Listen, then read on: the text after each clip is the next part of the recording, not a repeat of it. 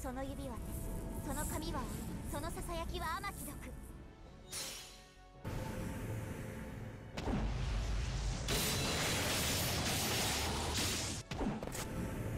これが私。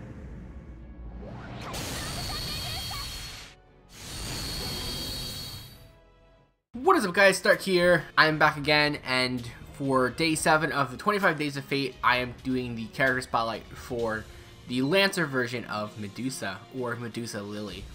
So Medusa Lily is a 4-star Lancer who will go up to level 80, and at level 80 she will have 13,119 HP and 8,253 attack. This will rank her 32nd overall in HP and 87th overall in attack. If you grail her out, she will end up with 15,907 HP and 9,993 attack. For her star absorption, she's going to have 89, and her star generation is going to be 12.2%. And for her normal phantasm generation on her attacks, it'll be 0.44, and on defense, it will be 4%. So Medusa Lily is a kind of a unique servant in the fact that she has multiple stuns. So she's definitely going to be more of a stun lock character. And like her sisters, she will now have a charm skill, which she doesn't have in her original Medusa form.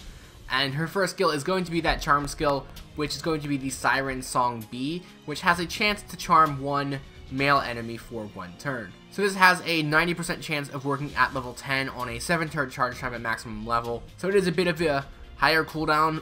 You do stun the enemy, which is very effective. It only lasts on one enemy though for only 1 turn, so it does have a bit of a higher cooldown, and considering this is the only effect you get out of this, and it doesn't even have a 100% chance of working, although it is 90%, which is very high, still it's not a guarantee, so it's kind of unfortunate, but more often than not you will get the skill off, and you know, if you are going against a male enemy, it's definitely going to be very helpful. But again, you know, much like with her sisters, if you're not going against males, then maybe this character isn't the best option to use. Moving on to her second skill is going to be the Monstrous Strength C, which will increase her own attack for 1 turn. This will grant her a 30% attack bonus at level 10 on a 5-turn charge time. So this is a pretty good skill. You know, it's a really strong buff to your own attack. You know, it doesn't do anything else though, and it's not a party-wide buff either. So only Medusa is going to benefit from this skill. And then finally, her third skill is the Feelings Towards the Distance A. This will grant her Guts 1 time over the course of 3 turns, as well as granting her invincibility for 1 attack. So the Guts will revive you at 3,000 HP at level 10 on a 7-turn charge time, and this is a pretty good skill. It's definitely not fantastic, but you do get 1 attack of invincibility.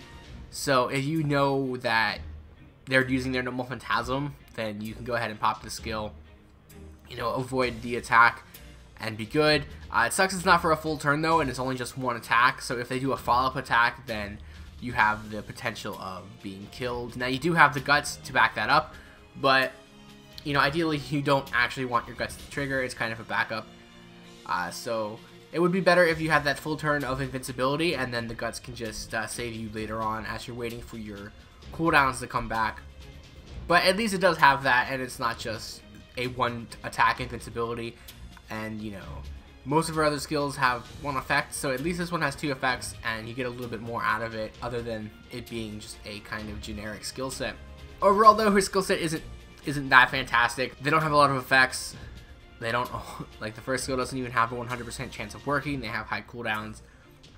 So it's a little hit and miss with this character, but overall the skill set, it doesn't work too good for me, honestly. I don't like to be that critical, but I don't know, it just something seems off with this character's skill set. Moving on to her passives though, she does have 2, and the first one is the Magic Resistance B, which will increase her debuff resistance by 17.5%, and the second one is the Core of the Goddess A, which will increase her own damage by 250, and it will also increase her own debuff resistance by 25%. Moving on to her Ascension though, for her first Ascension, she's going to need 4 Lancer pieces and 50,000 Quantum pieces.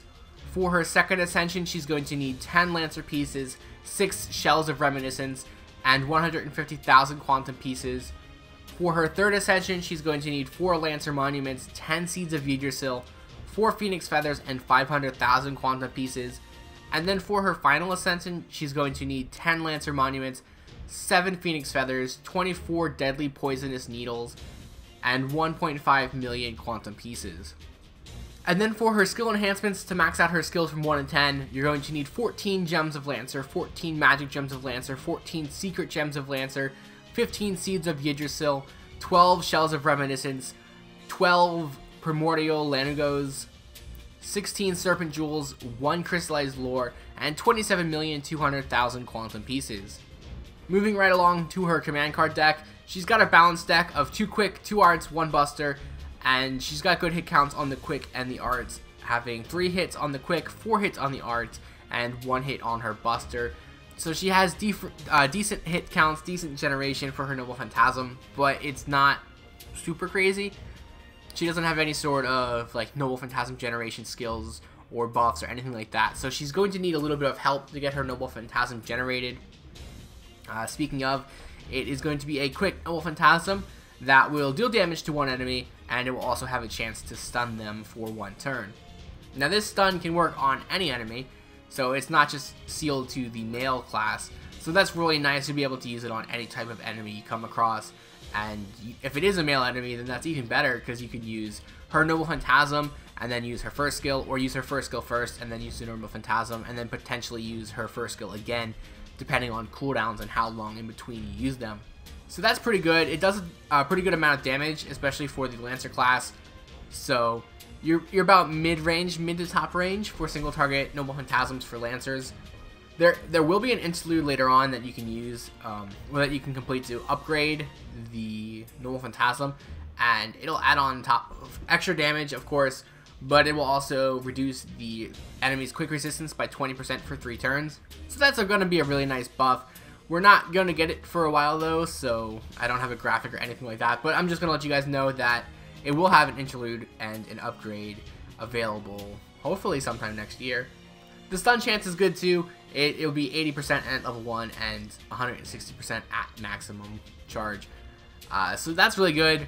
She does also have 5 hits on her extra attack, if I forgot to mention that. I think I did. So now moving on to some of the craft essences you can use on this character. She does have a very strong Noble Phantasm, so you do want to focus on getting her Noble Phantasm generated quickly, and the best way of doing that is by throwing on Kaleidoscope, which will increase her Noble Phantasm gauge by 80% or 100% if you have it at max limit break at the start of the battle. So obviously that's always the good one, the go-to for Noble Phantasms, and if you're looking to use it fast, then that's going to be a good option. If not, you can substitute it for other things to help you out along the way. You could also go with the Holy Night Supper, which will start the battle at 30% as opposed to Kaleidoscope's 80%.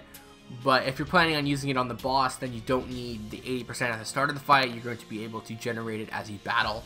So you're going to be able to benefit from having the increased critical damage by 10% and increased Noble Phantasm damage by 10%. You could also use the Imaginary Around, which will increase her quick card effectiveness by 25%. Your standard quick card, in fact, boost. She does have 3 quick cards in her deck, so she can make good use out of that. And you could also use her Maximum Bondcraft Essence, which is the Impossible Tomorrow, and this will increase quick card effectiveness and Noble Phantasm gain of all of your allies by 10% while on the field. So this isn't actually a bad one for her to use. Being able to get the quick card bonus as well as the Noble Phantasm gain bonus will definitely help you get your Noble Phantasm charge just a little bit faster and ready to go for the boss fights. So some people you can combo her with are her sisters, being the Gorgon sisters. You definitely compare them together, especially if you're going, well, exclusively if you're going against male enemies. It would be a good option to use them. They all have charms, so you could do like a huge stun lock team. But again, you're only going to be able to do this against males, because outside of that, your charms are useless, and you're basically down 1 skill going into the fight, and that's definitely not a good option. You could also combo her with quick card upgrade characters like Atalanta. Being able to get the bonus for the quick card increase will definitely help her damage. It's not really that great, but it is pretty good, so having a little bit of an extra bonus to it will definitely go a long way in helping you maximize your Noble Phantasm. As for her rankings, her stats are going to get 4.4 stars.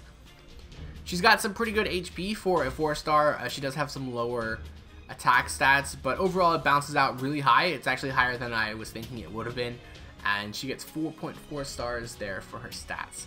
Her skills, she's getting 4 stars. I wasn't a huge fan of her kit, but they do some pretty nice effects.